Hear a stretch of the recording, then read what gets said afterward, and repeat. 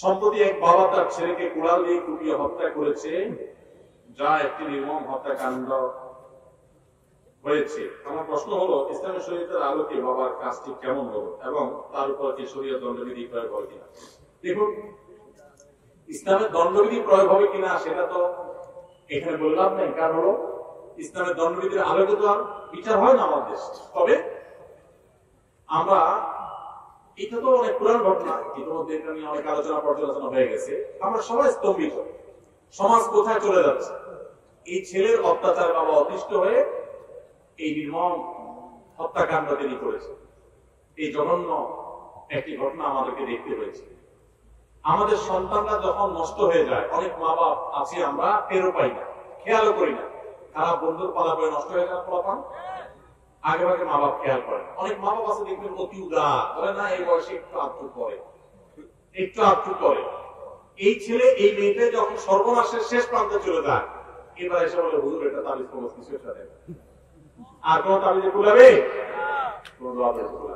সময় থাকতে এদেরকে নিয়ন্ত্রণ করা দরকার। আল্লাহ আমাদের যুব সমাজ থেকে, যুব সমাজকে সমস্ত অনাচার থেকে বেঁচে থাকার তৌফিক দান করুন।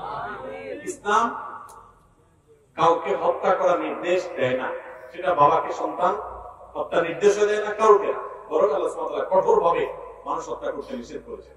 আইন হাতে তুলে নেওয়ার শিক্ষা কখনো ইসলাম কাউকে দেয় না। প্রত্যেকটা মানুষকে আইন নিজের হাতে না তুলে আইনকে যথাযথ গতিতে সেটাকে চলতে দেওয়া এবং সেটা বাস্তবায়ন করার নির্দেশনা দিয়ে থাকে। কিন্তু বাবা হয়তো একটা পর্যায়ে নিয়ন্ত্রণ হারিয়ে গেছেন, আল্লাহ তাআলা তাকে ক্ষমা করুন। তার সন্তান সহ যত সন্তান এরকম মুখে গেছে, আমাদের সন্তানরা, আল্লাহ তাআলা তাদেরকে, বিশেষ করে যারা মুখে গেছে তার সন্তান দুনিয়াতে চলে গেছে, আল্লাহ তাআলা তাদের সবাইকে হেদায়েতের পথে ফিরে আসার তৌফিক দান করুন। আমাদের যুব সমাজ কোথায় চলে গেছে, এটা প্রত্যেকটা বাবা মা যার সন্তান ধ্বংসের শেষ প্রান্তে চলে গেছে, উনি ছাড়া এই দুঃখটা কে বুঝবে না। ঘরে ঘরে ধ্বংসযজ্ঞ আপনার চালানো হয়েছে। শিক্ষার নামে যখন কুশিক্ষা হবে, শিক্ষার মধ্যে যখন ধর্ম থাকবে না, ধর্ম বাদ দিয়ে দেওয়া হবে, সেখানে ধর্মহীনতা ঢুকিয়ে দেওয়া হবে, সন্তানদেরকে যখন ভোগবাদী বানানো হবে, তাদের মধ্যে যখন নীতি নৈতিকতার চর্চার গুরুত্ব থাকবে না, তখন এই সন্তানরা নানা রকম অপকর্মে জড়াবে, অশান্তি হবে ফ্যামিলিতে, বাবা মার সাথে সম্পর্ক নষ্ট হবে। আমি একটা কথা প্রায় বলি, পশ্চিমা দুনিয়াতে অনেক ভালো ভালো জিনিস আছে, একটা জিনিস আমাদের মধ্যে আছে যেটা ওরা আরো 500 বছরে সে জায়গায় যেতে পারবে না। সেটা কি? আমাদের এই অঞ্চলে আমরা গরিব হতে পারি, আমাদের অনেক দিক থেকে দুর্বলতা থাকতে পারে, আমাদের এখানে ছেলে মেয়ের সাথে বাবা মার যে সম্পর্ক, ফ্যামিলি বন্ডিং, আমাদের যে বোঝাপড়া, ভালোবাসা, এটা তাদের মধ্যে, পশ্চিমাদের মধ্যে একটুও নাই। এই যে ভালো জিনিসটা আমাদের মধ্যে আছে, এই জিনিসটা যতদিন আমাদের মধ্যে ইসলাম চর্চা হবে, ধর্ম চর্চা হবে, ততদিন থাকবে। আর যত বেশি এখান থেকে আমরা সরে যাবো, তত বেশি আমাদের থেকে দূর হয়ে যাবে। আল্লাহর কাছে চাইতে হলে কি কোনো মাধ্যমের প্রয়োজন আছে? আল্লাহর কাছে যদি চাইতে হয় তো কোনো ভায়া বা মাধ্যমের কোনো প্রয়োজন নাই। অন্য ধর্মের মানুষদের সাথে আমাদের পার্থক্যই তো ভাই এই জায়গা। হিন্দুরা তারা ঈশ্বরের কাছে চায় কার মাধ্যমে? তাদের বিভিন্ন দেবতার মাধ্যমে, দেবদেবীর মাধ্যমে, তাই না? তো আপনি যদি আল্লাহর কাছে চাওয়ার জন্য আপনিও কোনো মাধ্যম ধরেন, তো তাদের মতো হয়ে গেল। তাওহীদ তো হলো যে না, আল্লাহর কাছে সরাসরি চাইবেন। আমরা নামাজের মধ্যে বলি, প্রত্যেক রাকাতে সূরা ফাতিহা, ইয়্যাকা না'বুদু ওয়া ইয়্যাকা, আল্লাহ তোমারই ইবাদত করি আর সাহায্য শুধু তোমার কাছেই চাই।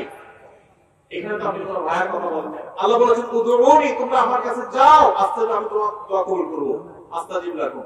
তাহলে আল্লাহ তো বলেন না যে তোমরা ওমর কাছে চাও তাহলে আমি তোমার দোয়া কবুল করব। কোনো ভাইয়ার, কোনো মিডিয়ার কোনো প্রয়োজন নাই। একটা আয়াতের ভুল ব্যাখ্যা দিয়ে আমরা অনেকে বিভ্রান্ত করি, অনেককে বিভ্রান্ত করতে দেখা যায়। ওয়াক্তা বলে গেল ওসিলা, বলে আল্লাহ নিজে বলছেন ওসিলা ধরতে। আপনি এখানে বাংলা ওসিলা পাইছেন, আল্লাহ কি বাংলায় বলেছে? ওসিলার ব্যাখ্যায় মুফাসসিরগণ কি বলেছেন সেটা দেখেন। আল্লাহর ইবাদত বন্দেগীর মাধ্যমে আল্লাহর নৈকট্য লাভ করতে আল্লাহ নির্দেশ করেছেন। ওসিলা মানে কোনো হুজুরকে, কোনো পীরকে ভায়া ধরতে আল্লাহ বলেন নাই। দোয়া করতে হবে সরাসরি আল্লাহ তাআলার কাছে। আল্লাহ তাআলা আমাদেরকে এই সমস্ত শিরকপূর্ণ বিষয় তাদেরকে আল্লাহ সাধারণত অনুমতি দিবেন। এছাড়া কোন পীরের মুরিদ হলে ওই পীর তার মুরিদদের সবাইকে জাহাজ ভর্তি করে নিয়ে মাফ করে দিবেন, এরকম কোনো কথা কোন হাদিসে তাও ভাই। পীর সাহেব তো নিজেই দৌড়ে পড়ে থাকবে, পীর সাহেব নিজে কিসের উপর থাকবে? কিসের পীর সাহেব? নবী রাসূলগণ যেখানে পেরেশান থাকবে মানুষরা নবীদের কাছে যা বলবে আল্লাহর কাছে সুপারিশ করেন। নবীরা এক একজন বলবেন আমরা নিজেদেরকে পেরেশান, মুহাম্মদ সাল্লাল্লাহু আলাইহি ওয়াসাল্লামের কাছে যাও তোমরা। উনি যে শেষ পর্যন্ত সুপারিশ করলেন আল্লাহর কাছে। মুসা আলাইহিস সালামের কাছে মানুষ যাবে, উনি অপারগতা প্রকাশ করবেন, সেখানে বলে পিশাবরা বলে তলায় দিবেন। ভাইরা আমার, আল্লাহ তাআলা এই নির্বুদ্ধিতা থেকে আমাদের মুসলমানদেরকে বেঁচে থাকার তৌফিক দান করুন। আল্লাহর কাছে প্রত্যেকের আমল তার কাজে আসবে। কোরআনে কয়েক জায়গায় আল্লাহ তাআলা বলেছেন ও আল্লাহ তাজরু ওয়াজরাতুন মিজরা উখরা, একজনের পাপের বোঝা আরেকজন বহন করবে না। আবার একই সাথে কয়েক জায়গায় আল্লাহ বলেছেন ও আল্লাহ ইসালিল ইনসানে ইল্লা মা সাআ, মানুষ নিজে যা করবে সেটার বিনিময়ে সে পাবে।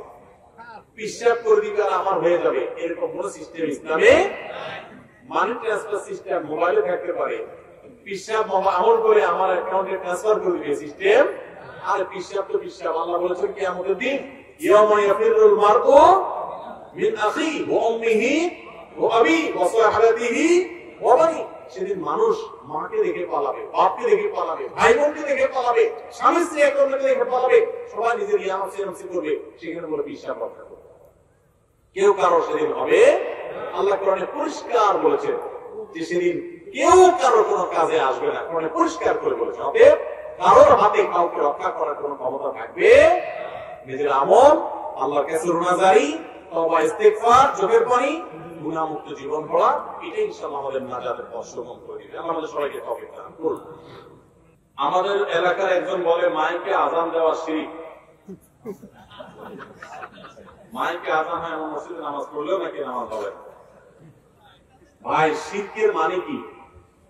শিরক মানে হলো আল্লাহর সাথে কাউকে কি করা, শরীক বানানো, পার্টনার বানানো, শেয়ার বানানো।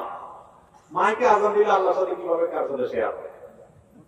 এরকম কথা যদি কেউ বলে থাকে উনি শিরক শব্দের অর্থই বুঝে নেই। বুঝতে পেরেছেন? তো মাইকে আযান জিনিসটা কি? এই যে আমি কথাটা বলতেছি, কথাটা শুধু মাইকের মাধ্যমে আপনাদের মধ্যে চলে যাচ্ছে, এই তো, আলাদা কিচ্ছু না। তো মাইকে কথা বলা, মাইকে আযান দেওয়া, এগুলো জায়েজ হওয়ার ব্যাপারে পূর্বে পশ্চিমে উত্তরে দক্ষিণে সারা পৃথিবীতে উল্লেখযোগ্য কোন আলেমের কোন দ্বিমত নাই, কোন দ্বিমত।